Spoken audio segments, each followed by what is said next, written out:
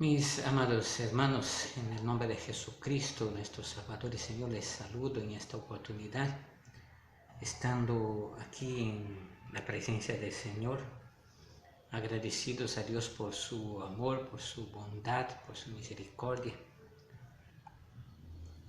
Quiero aprovechar esta ocasión para compartir algo de la palabra de Dios de forma breve, pero para que tomemos quizás un poco de conciencia respecto a las circunstancias y a las cosas que están pasando actualmente.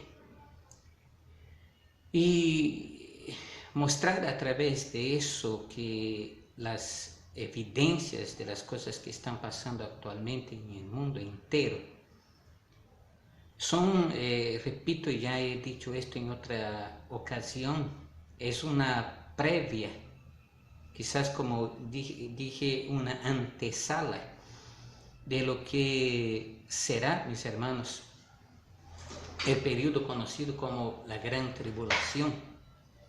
Aún no vivimos dentro de ese tiempo, aún no vivimos dentro de este periodo terrible conocido como la Gran Tribulación. Pero las cosas que están pasando actualmente en el mundo dan indicio muy evidente de que la venida del Señor está realmente cerca. Estos acontecimientos actuales que están sacudiendo al mundo entero, no solamente el Perú, no solamente los países de Sudamérica, sino varios países en el mundo entero, países de primer mundo, potencias, están siendo realmente sacudidas por esta circunstancia, por esta situación crítica que está viviendo el mundo actualmente. Y en base a esto yo quisiera compartir algo realmente breve pero importante en la palabra de Dios. Dice así en 2 a los Tesalonicenses capítulo 2 versículos del 1 en adelante, dice así: pero con respecto a la venida de nuestro Señor Jesucristo y nuestra reunión con Él, os rogamos, hermanos, que no os dejéis mover fácilmente de vuestro modo de pensar, ni os conturbéis, ni por espíritu, ni por palabra, ni por carta como si fuera nuestra, en el sentido de que el día del Señor está cerca. Nadie os engañe en ninguna manera, porque no vendrá sin que antes venga la apostasía y se manifieste el hombre de pecado, el hijo de perdición, el cual se opone y se levanta contra todo lo que se llama Dios o es objeto de culto, tanto que se sienta en el templo de Dios como Dios, haciéndose pasar por Dios. ¿No os acordáis de que cuando yo estaba todavía con vosotros os decía esto? Y ahora vosotros sabéis lo que lo detiene, a fin de que a su debido tiempo se manifieste. No, dice, y ahora vosotros sabéis, repito este texto, y ahora vosotros sabéis lo que lo detiene, a fin de que a su debido tiempo se manifieste. Porque mira lo que dice el versículo 7, porque ya está en acción el misterio de la iniquidad. Solo hay quien al presente lo detiene, hasta que él a su vez sea quitado de en medio. Estas palabras del apóstol Pablo, hablando a los tesalonicenses en su segunda carta, él habla de la manifestación del hombre del pecado, es decir, del anticristo, y de cómo él se manifestará al mundo con señales y prodigios y cosas engañosas. Pero notemos una cosa que quisiera quizás compartir con ustedes.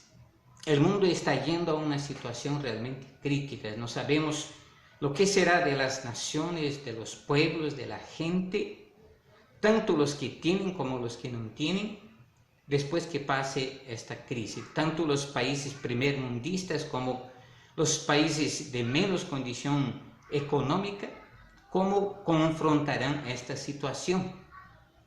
¿Cuál será el recurso que encontrarán para confrontar la situación económica que dejará estos momentos que están pasando el mundo actualmente? Y el anticristo, según la Biblia lo menciona, será un hombre con habilidades extraordinarias, con habilidades increíbles para solucionar situaciones, para solucionar problemas. Un hombre de una sabiduría increíble, un hombre de una capacidad fuera de lo común. Según la Biblia, él será un hombre que traerá solución para los problemas del mundo. Y me parece que estamos encaminándonos a estas circunstancias en que el mundo va a necesitar alguien que después de todas estas circunstancias tan adversas pueda traer calma, traer paz, traer tranquilidad. El apóstol Pablo habló de esto en otras circunstancias diciendo: y cuando digan paz y seguridad, vendrá sobre ellos destrucción repentina. Y el anticristo, ¿no?, este hombre de pecado, el hijo de perdición, es un hombre entonces que vendrá con estas alternativas sociales para los problemas de la economía, para los problemas de la religiosidad, para los problemas del mundo, entre comillas, porque dice que le vendrá con señales y prodigios mentirosos. Y la reflexión que quiero hacer es que prestemos atención. Ya el apóstol Pablo hablaba, porque dice, ya está en acción el misterio de la iniquidad. Dice que ya está en acción este misterio de la iniquidad. Solo que hay quien al presente lo detiene, hasta que él a su vez se ha quitado de en medio. ¿Qué es esto que detiene la manifestación del anticristo? ¿Qué es esto que impide que este hombre de pecado, este poderoso hombre que viene, según el apóstol Pablo nos dice aquí, en la palabra de Dios, él nos dice aquí que en el versículo 3, él dice así: nadie os engañe en ninguna manera, porque no vendrá sin que antes venga la apostasía y se manifieste el hombre de pecado, el hijo de perdición. Y dice aquí, el cual se opone y se levanta contra todo lo que se llama Dios o es objeto de culto, tanto que se sienta en el templo de Dios como Dios, haciéndose pasar por Dios. Y aquí dice en el versículo 7, este espíritu de iniquidad de ese hombre de pecado, su acción espiritual ya actúa en el mundo desde hace muchos años, pero la manifestación real de este hombre manifiesto por el poder de Satanás, con grandes señales y prodigios, aún no ha acontecido, aún no se ha hecho realidad. ¿Y sabe por qué? Porque aquí ya nos dice claramente en el versículo 3, dice: nadie os engañe en ninguna manera, porque no vendrá sin que antes venga la apostasía. Nosotros ya hemos vivido tiempo de apostasía, la iglesia se ha apartado de la verdad, la iglesia se ha apartado de la realidad de la palabra de Dios, y muchos de aquellos que en alguna ocasión fueron fieles, hoy se apartaron del camino y se han alejado de la verdad. Y dice: y se manifieste el hombre de pecado. ¿Quién es este? El hijo de perdición. Por lo tanto, las soluciones que posiblemente traerá este hombre de pecado, este hijo de perdición al mundo, y esto podemos desarrollarlo quizás en otra ocasión, es esta alternativa que el mundo va a necesitar en estos momentos. ¿Qué quiero decir con esto? Que la venida del Señor está más cerca de lo que nosotros pudiéramos pensar. ¿Qué es lo que lo detiene? La palabra de Dios dice aquí que aquello que detiene al anticristo es la obra del Espíritu Santo, es el Espíritu Santo mismo que actúa por medio de quién. El Espíritu Santo actúa por medio de su iglesia. Un día que la iglesia sea quitada de esta tierra, porque Jesucristo prometió venir para llevar a su pueblo, entonces se manifestará el hombre de pecado, el hijo de perdición. Y va a haber una unidad mundial, un concierto mundial entre los gobernantes de todas las naciones del mundo, bajo el poder de este hombre considerado el hombre perfecto, el hombre de pecado. Y esto que estamos viendo actualmente parece que nos está llevando a que el mundo, tome una decisión de que un solo gobernante tiene que tomar una decisión por el problema que ha de pasar el mundo. No sé lo que sucederá, mis hermanos, después que terminen esta circunstancia, situación, después que el mundo pase esta crisis, pero sé que el mundo no será el mismo. Sé que las cosas no volverán a ser iguales. No volverán a ser iguales, primero en el sentido económico, la situación del mundo será gravemente afectada en varios países. No volverá a ser el mismo en relación a la conexión de la gente con la gente, desconfianza, temor y muchas otras cosas. No sé qué pasará también con la iglesia del Señor. ¿Qué restricciones darán los gobiernos y qué precauciones tendremos que tomar en relación al contacto, a la reunión pública y a todas estas cosas? Quizás tengamos que volver a tiempos del inicio de la iglesia en que los hermanos se reunían por las casas, en que tenían sus cultos familiares en las casas, en los hogares, ya no en templos donde se reúne mucha gente. No lo sabemos. Esto es apenas especulación. Pero lo que sí sabemos es que estas cosas que están pasando ahora realmente son indicios de lo que será próximamente en el tiempo futuro, cuando Cristo venga, cuando la iglesia sea llevada y este mundo quede en la gran tribulación, en el caos más grande que el mundo ya haya vivido. Esto que vivimos actualmente realmente es insignificante si pensamos en lo que será el periodo de la gran tribulación. Pero sobre todo esto, hermanos, es tiempo de afirmar nuestros corazones, es tiempo de que la iglesia vuelva su corazón absoluta y totalmente al Señor, que nos rindamos a Él de todo corazón y que supliquemos su gracia y su misericordia sobre nuestras vidas para que el Señor se apiade primeramente de su propia iglesia y que nuestra dependencia y confianza pase a ser enteramente de Él. El mundo está envuelto en un caos, se pudiera decir una tempestad. Y yo quisiera compartir algo que he escuchado, un texto de la palabra de Dios, un pasaje en el Evangelio según San Marcos.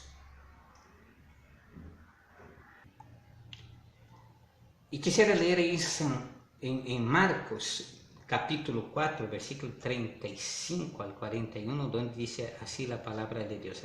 Aquel día, cuando llegó la noche, les dijo: pasemos al otro lado. Y despidiendo a la multitud, le tomaron como estaba en la barca, y había también con él otras barcas. Pero se levantó en el mar una gran tempestad de viento y echaba las olas en la barca, de tal manera que ya se anegaba. Y él estaba en la popa durmiendo sobre un cabezal, y le despertaron y dijeron: Maestro, ¿no tienes cuidado que perecemos? y levantándose reprendió el viento y dijo al mar: calla, enmudece. Y cesó el viento y se hizo gran bonanza. Y les dijo: ¿por qué estáis así amedrentados? ¿Cómo no tendréis fe? Entonces temieron con gran temor y se decían el uno al otro: ¿quién es este que aun el viento y el mar le obedecen? Esta palabra, mis hermanos, es muy interesante porque vemos hablar ahí de una tempestad que ocurrió en el mar mientras ellos estaban cruzando el mar de Galilea. Y en esta ocasión, cruzando en el mar, se levantó una tempestad. Podemos nosotros pensar quizás o analizar o comparar que estamos viviendo en un tiempo de tempestad, un tiempo de furia, un tiempo de aprehensión, un tiempo de dificultad, un tiempo que trae miedo no solo a aquellos que son inocentes, a aquellos que no tienen experiencias en la vida, aquellos que no tienen conocimiento, aquellos que no tienen ciencia, sino trae miedo al mundo entero.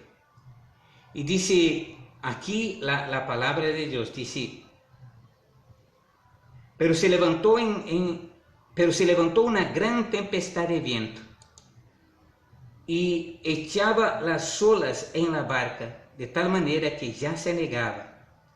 Y él estaba en la popa durmiendo sobre un cabezal, y despertaron y le dijeron: maestro, ¿no tienes cuidado de que perecemos? Noten, las tempestades de la vida, ellas siempre están ahí. Nadie puede precisar con exactitud el momento de una tempestad. Hemos estado viviendo tiempos de tempestad, tiempos de tormentas, tiempos angustiosos. Y nos dice aquí la palabra de Dios que los apóstoles estaban amedrentados. Mira lo que Jesús dijo en el versículo 40. Y les dijo: ¿por qué estáis así amedrentados? ¿Cómo no tenéis fe?